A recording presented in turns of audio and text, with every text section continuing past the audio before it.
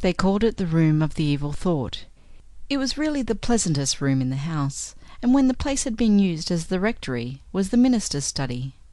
It looked out on a mournful clump of larches, such as may often be seen in the old-fashioned yards in Michigan, and these threw a tender gloom over the apartment. There was a wide fireplace in the room, and it had been the young minister's habit to sit there hours and hours, staring ahead of him at the fire, and smoking moodily.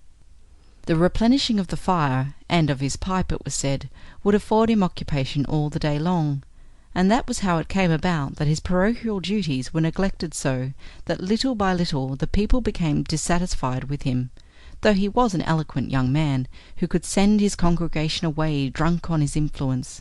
However, the calmer pulsed among his parish began to whisper that it was indeed the influence of the young minister, and not that of the Holy Ghost, which they felt, and it was finally decided that neither animal magnetism nor hypnotism were good substitutes for religion, and so they let him go. The new rector moved into a smart brick house on the other side of the church, and gave receptions and dinner parties, and was punctilious about making his calls. The people therefore liked him very much, so much that they raised the debt on the church, and brought a chime of bells in their enthusiasm. Everyone was lighter of heart than under the ministration of the previous rector. A burden appeared to be lifted from the community. True, there were a few who confessed the new man did not give them the food for thought which the old one had done, but then the former rector had made them uncomfortable. He had not only made them conscious of the sins of which they were already guilty, but also of those for which they had the latent capacity. A strange and fatal man, whom women loved to their sorrow, and whom simple men could not understand. It was generally agreed that the parish was well rid of him. He was a genius, said the people in commiseration. The word was an uncomplimentary epithet with them. When the Hanscombs moved in the house which had been the old rectory, they gave Grandma Hanscomb the room with the fireplace. Grandma was well pleased. The roaring fire warmed her heart as well as her chill old body, and she wept with weak joy when she looked at the larches, because they reminded her of the house she had lived in when she was first married. All the forenoon of the first day she was busy putting things away in the bureau drawers and closets, but by afternoon she was ready to sit down in her high-backed rocker and enjoy the comforts of her room. She nodded a bit before the fire, as she usually did after luncheon, and then she awoke with an awful start, and sat staring before her with such a look in her gentle filmy old eyes as had never been there before. She did not move, except to rock slightly, and the thought grew and grew till her face was disguised as by some hideous mask of tragedy. By and by the children came pounding at the door. "Oh, Grandma, let us in, please. We want to see your new room, and Mamma gave us some ginger cookies on a plate, and we want to give some to you."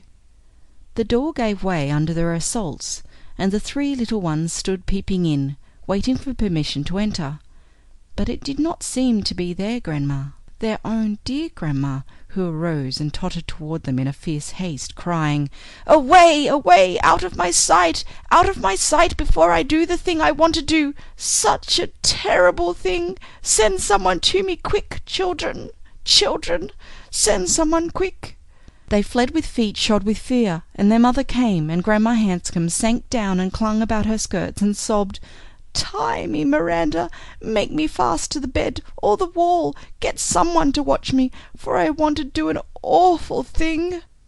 They put the trembling old creature in bed, and she raved there all night long, and cried out to be held, and to be kept from doing the fearful thing, whatever it was, for she never said what it was. The next morning someone suggested taking her in the sitting-room, where she would be with the family. So they laid her on the sofa, hemmed around with cushions, and before long she was her quiet self again, though exhausted naturally with the tumult of the previous night.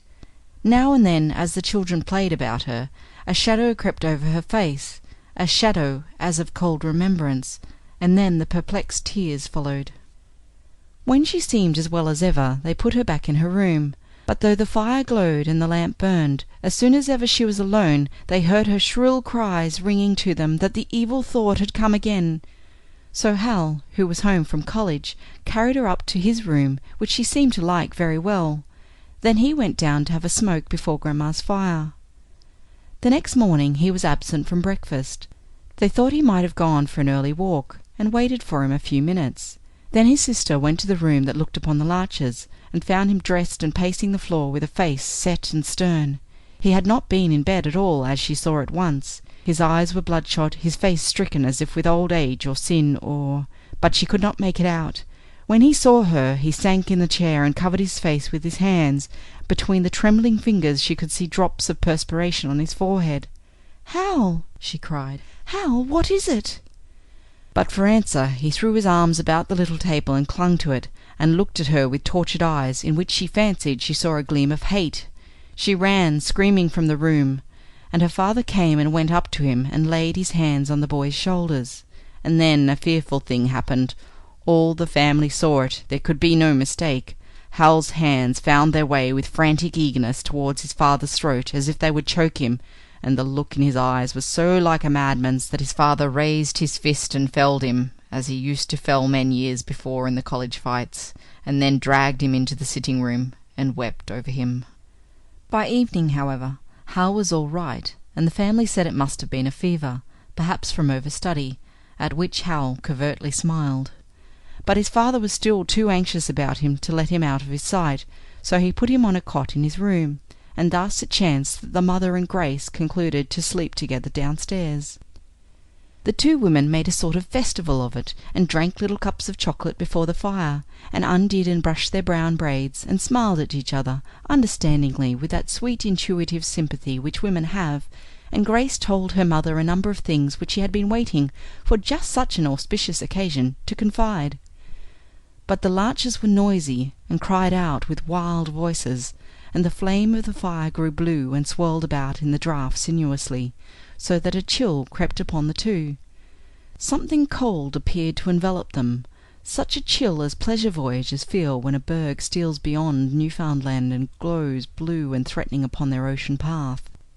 Then came something else, which was not cold, but hot as the flames of hell, and they saw red and stared at each other with maddened eyes, then ran together from the room, and clasped in close embrace, safe beyond the fatal place, and thank God they had not done the thing that they dared not speak of, the thing which suddenly came to them to do.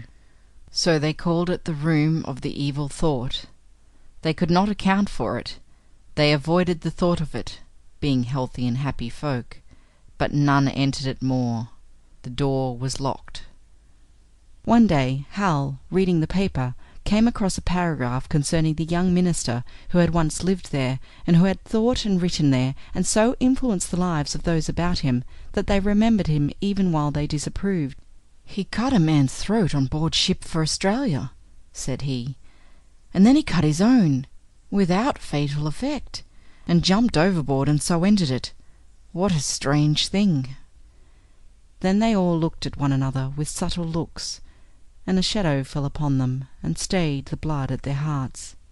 The next week the room of the evil thought was pulled down, to make way for a pansy bed, which is quite gay and innocent, and blooms all the better because the larches, with their eternal murmuring, have been laid low and carted away to the sawmill.